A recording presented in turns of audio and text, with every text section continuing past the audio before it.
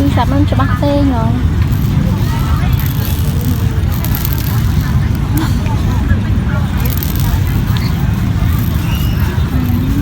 Bạn bong lên.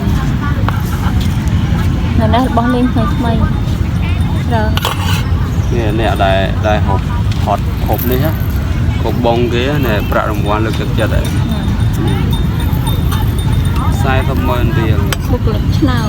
Sam thực thi mơn riêng nhé. Nạ mới kia tăng coi nè ai nè.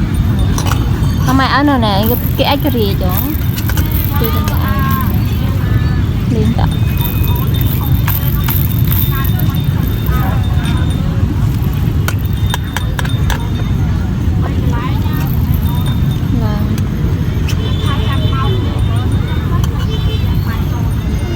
Đi lột mà tìm mà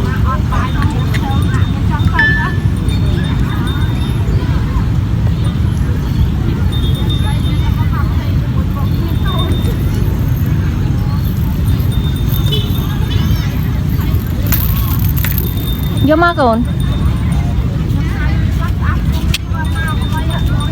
lai nha nhang thường anh nè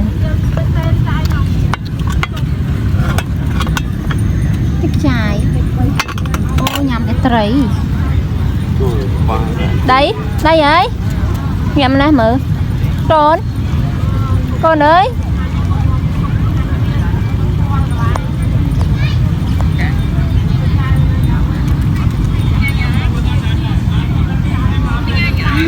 chào chứ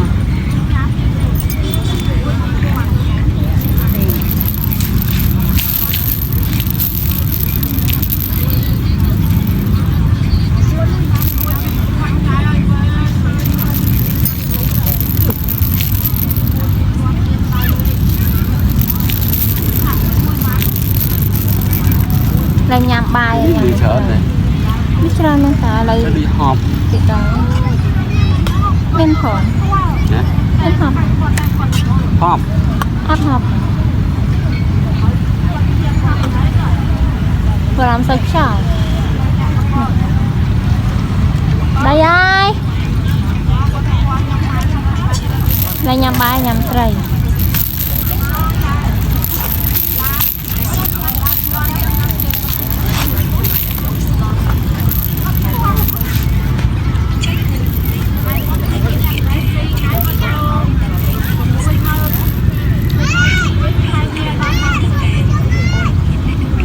nhật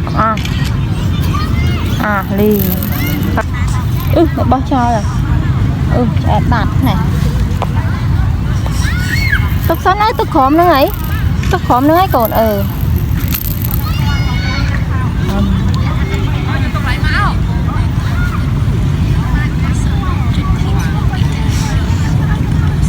Baraka cho cái vào tôi cho bạn sẽ cái trong sân dần dần tôi sai cái vào xin lỗi cho gặp bài đó nó cho rồi cái cho nó dùng đó trong ba chân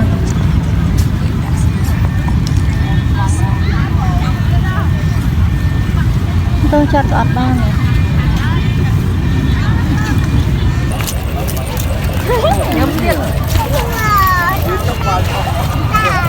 ôi tinh trên này kia mà con tinh là ô camera như thế này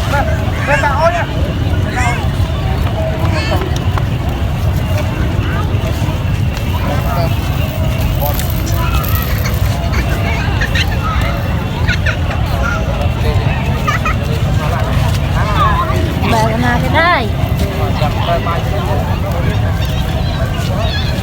đi ba chỗ này nuôi ấy bông trên sao vậy bạn ông muốn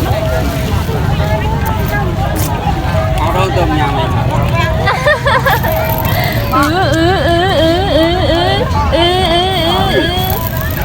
chơi cái gì